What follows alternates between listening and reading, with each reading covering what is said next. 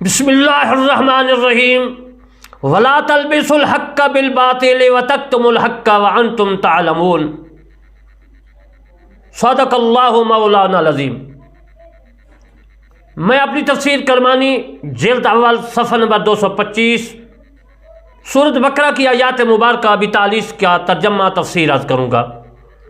تفسیر عرض کرنے سے پہلے میں علامہ طالب حسین کرمانی بصری یاسر آباد چک مغل تحصیل میرسی ضلع وہاڑی صوبہ پنجاب پاکستان سے عرض کرتا ہوں کہ میرے چینل اس کرمانی ٹی وی اور کرمانی ٹی وی 3 دوسرا میرا چینل ہے، دونوں کو جو ہے سبسکرائب، لائک، کمنٹ اور شیئر کریں تاکہ آپ کو بھی ثواب اور مجھے بھی ثواب۔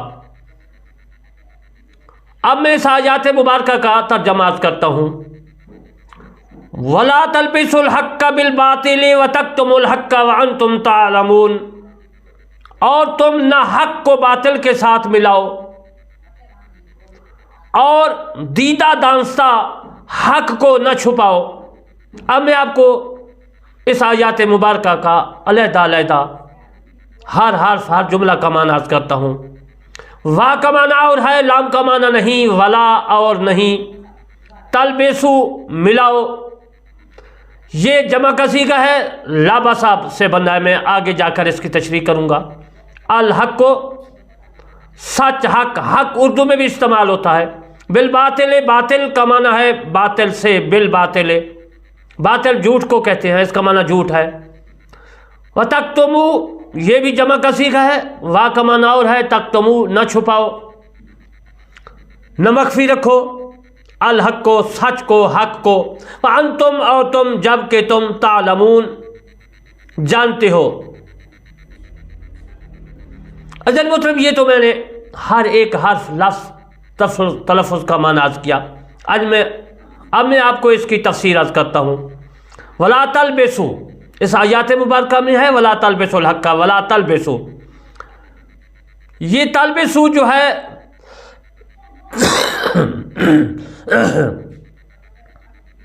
لفظ سے بننا ہے، ماخوذ ہے، جس کا مطلب ہے غلط،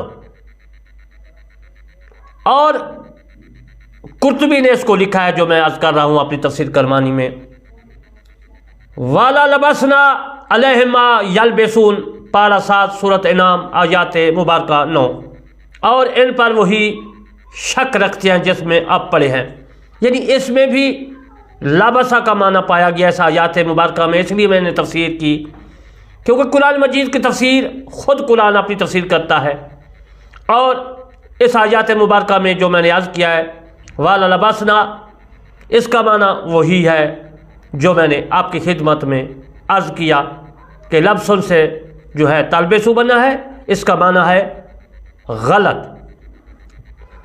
اس کے بعد قال ابو جعفر، یعنی یقول ولا تلبسوا، حضرت ابو جعفر اس کے بارے میں، اس آیات مبارکہ کے بارے میں فرماتے ہیں ولا تلبسوا الحق کے بارے میں، ولا تلبسوا فرماتے لا تخلطوا۔ اس آیات مبارکہ کی تفسیر جو ہے وہ تو ابن عباس نے بھی، عن ابی رعوف عن الضحاک عن ابن عباس فی قولہ وَلَا لَبَسْنَا عَلَيْهِمْ يَلْبِسُونَ کے بارے میں پارہ 7 سورۃ انعام آیات 9 کے متعلق لکھتے ہیں یقول لَخَلْطَنَا عَلَيْهِمْ مَا يَخْلِطُونَ۔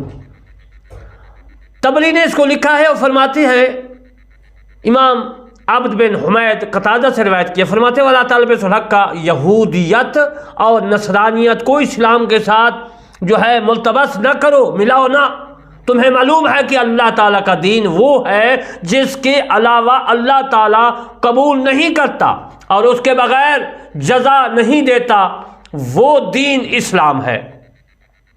یہ حضرت آدم علیہ السلام سے لے کر اب تک حضرت ابراہیم علیہ السلام نے بھی یہی، اس میں بھی ہے دین اسلام۔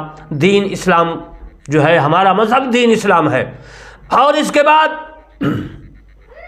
میرے دوستو، یہودیت اس کو کہتے ہیں جو یہود کا عقیدہ ہوتا ہے، مذہب ہوتا ہے۔ نصرانیت جو نصرانیت کا عقیدہ ہوتا ہے عیسائیوں کا، بدعت ہے۔ یہ دونوں یہ اللہ تعالیٰ کی طرف سے نہیں ہے، اور انہوں نے محمد صلی اللہ علیہ وسلم کو چھپایا، حالانکہ وہ جانتے ہیں کہ محمد صلی اللہ علیہ وآلہ وسلم اللہ تعالیٰ کے رسول ہیں، اور تورات انجیل میں آپ صلی اللہ علیہ وآلہ وسلم کا تذکرہ پڑھتے رہتے ہیں کہ آپ نیکی کا انہیں حکم کریں اور برائی سے منع کریں، ان کے لیے حلال کریں اور ناپاک چیزوں کو حرام کریں گے۔ میرے دوستو، میں نے عرض کیا کہ اللہ تبارک و تعالیٰ کا حبیب جو ہے وہ جو ہے نیکی کا حکم فرماتا ہے اور برائی سے منع کرتا ہے، حلال چیزوں کو فرماتا ہے کہ یہ حلال ہے استعمال کرو، اور حرام کو جو ہے کہتا ہے، فرماتا ہے کہ یہ حرام ہے، یہ نہ کھاؤ، استعمال میں نہ لاؤ۔ اور پھر اللہ تعالیٰ کی طرف سے جو آیا وہ رسول اللہ صلی اللہ علیہ وسلم، یہ ان کو اس کا نام، اس کے حالات چھپاتے ہیں۔ وہ میں گزشتہ آیات مبارکہ کی جب تفسیر کی تھی اس میں بھی میں نے عرض کیا تھا۔ تو حق کو ظاہر کرنا، باطل کا سمجھانا کہ یہ جھوٹ ہے، حق سچ ہے، ولا تلبسوا الحق، اور اگر حق کو نہیں لوگوں کے سامنے لائیں گے، نیکی، اسلام، قرآن، میرے مصطفیٰ صلی اللہ علیہ وسلم کا یہ سنت جو ہے نہیں لوگوں کو سنائیں گے، نہیں تبلیغ کریں گے، تو پھر صاف ظاہر ہے باطل سامنے آئے گا۔ حق کو آپ سنائیں گے تو باطل ختم ہو جائے گا۔ تو جو کہتے ہیں جی ہمارا اسلام جو ہے وہ کسی مذہب کو یہ نہیں کہتا کہ تم اسلام پر آؤ، غلط بات ہے۔ میں تقریر سنتا ہوں نیٹ پہ بڑے بڑے امیر، وزیر، وزراء وغیرہ، عمرہ کی، وہ کہتے ہیں جی ہمارا اسلام جو ہے وہ کسی مذہب کو یہ نہیں کہتا کہ اسلام لاؤ، ہمارا مذہب یہ نہیں کہتا کہ اسلام پر آ جاؤ۔ اجل محترم، وہ جاہل ہیں، ان کو دین کے بارے میں کوئی علم نہیں۔ قرآن کہتا ہے، مدنی ذی شان کہتا ہے، اللہ رحمان کہتا ہے اسلام پھیلاؤ، اسلام کی تبلیغ کرو، گھر گھر جاؤ، جگہ جگہ جاؤ، اکٹھے ہو کر تبلیغ کی جماعت بناؤ اور لوگوں کو سمجھاؤ کہ دین اسلام کیا ہے، کلمہ پڑھاؤ، نماز روزہ، تمام مسائل جو ہے فرض، واجب، سنت، مستحب، مکروہات، مکروہ تنظیم، مکروہ تحریمی، یہ تمام جو ہے یہ لوگوں تک پہنچاؤ، ان کو سمجھاؤ، سکھاؤ۔ میرا مصطفیٰ صلی اللہ علیہ وسلم لوگوں کو یہ تمام تعلیم بھی دیتا، فرماتا تھا اور سکھلاتا بھی تھا، اور جماعتیں بھی جاتی تھی سکھلانے کے لیے لوگوں کو۔ تو ثابت کیا ہوا؟ حضرت ابن عباس رضی اللہ تعالیٰ عنہ فرماتے ہیں وَلَا تَلْبِسُوا الْحَقَّ بِالْبَاطِلِ، کا معنی یہ ہے کہ سچائی کو جھوٹ کے ساتھ نہ ملاؤ۔ سچائی کو جھوٹ کے ساتھ ملانے کا مقصد یہ ہے جو میں نے یاد کیا کہ ہمارا اسلام جو ہے یہ نہیں کہتا کہ کسی مذہب کو کہ تم ہمارے مذہب پر آ جاؤ، ان کو تبلیغ کرنے سے روکتا ہے۔ عزیز محترم، غلط بات ہے، تبلیغ کرنے کو نہیں روکتا۔ تبلیغ یہ کہتا ہے کہ تم اسلام لاؤ، یہودیوں اسلام لاؤ، نصرانیوں اسلام لاؤ، سکھوں ہندو اسلام لاؤ۔ تبلیغ کرنا فرض ہے، اور اسلام پر جو ہے قرآن ہمارا کہتا ہے کہ سیدھے راستے پر آؤ، اہدنا الصراط المستقیم۔ حضرت ابو زید سے مذکورہ الفاظ کی یہ تفسیر ہے، یعنی ولا تلبسوا الحق کے بارے میں، وہ فرماتے ہیں کہ حق سے مراد تورات ہے جو اللہ تعالیٰ نے نازل کی، اور باطل سے مراد وہ اپنے ہاتھوں سے لکھتے تھے، یعنی تورات کو عدل بدل غلط کر دیتے تھے، غلط ملط۔ حدثنی موسیٰ قال حدثنا عمر ابن حماد قال حدثنا اسباد عن سدی وتكتب الحق وانتم تعلمون کے بارے میں فرماتے ہیں قال الحق هو محمد صلی اللہ علیہ وسلم۔ سدی سے روایت کی ہے کہ حق سے مراد محمد صلی اللہ علیہ وآلہ وسلم کی ذات مبارکہ ہے۔ حق، سچ، یہ میرے مصطفیٰ صلی اللہ علیہ وسلم کی یہی حق سے مراد ہے۔ وتكتم الحق کا حق سے مراد میرا مصطفیٰ صلی اللہ علیہ وسلم ہے۔ بالباطل، باطل سے کیا مراد ہے؟ باطل میں اظہر یہی ہے کہ با جو ہے استعانت کی ہے، یعنی مدد کا معنی دیتی ہے، جیسے کتبت بالقلم، قلم کی مدد سے لکھو، یا میں نے اپنی کتبت بالقلم، میں نے اپنی قلم کی مدد سے لکھا۔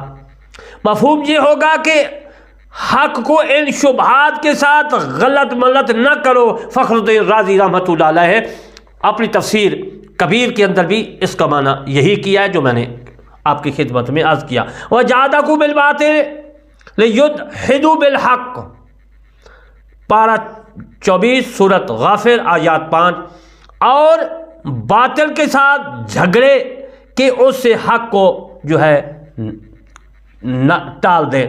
یعنی اس کا ترجمہ یہ ہے کہ تم حق کو جو ہے حق باطل کے ساتھ جھگڑو کہ یہ جھوٹ ہے، یہ اور حق کو سامنے ظاہر کرو کہ یہ حق کا قرآن ہے، یہ مدنی ذی شان ہے، یہ اللہ کا قرآن ہے، اللہ کا فرمان ہے۔ وَتَكْتُمُوا الْحَقَّ، یہاں پر میرے دوستو حق تو اردو میں بھی استعمال ہوتا ہے، آپ جانتے ہیں۔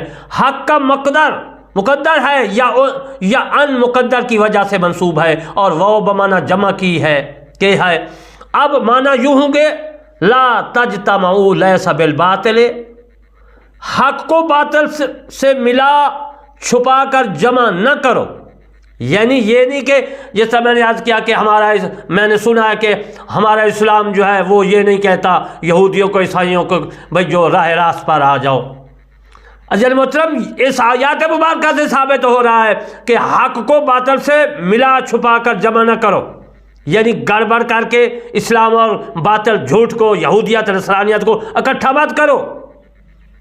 وَتَكْتُمُوا الْحَقَّ میں کتمان حق سے نہیں کی گئی ہے، کیونکہ وہ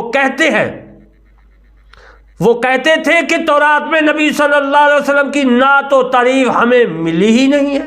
اس سے معلوم ہوا کہ لابسہ اور ہے اور کتمان اور ہے۔ ابن زید نے کہا حق سے مراد تورات ہے اور باطل سے مراد وہ ہیں جنہوں نے حضرت محمد صلی اللہ علیہ وسلم کے ذکر کو بدلا۔ حضرت مجاہد رحمۃ اللہ علیہ نے کہا یہودیت اور نصرانیت کو اسلام کے ساتھ نہ ملاؤ۔ وہی جو میں نے آپ کی خدمت میں عرض کیا تھا کہ کہتے ہیں کہ اسلام یہ نہیں کہتا کہ باطل کو جو ہے یہودیت اور اسے باطل ہے، باطل کو نہیں کہتا کہ ہمارے یہ سیدھا راستہ ہے، اسلام پہ آؤ۔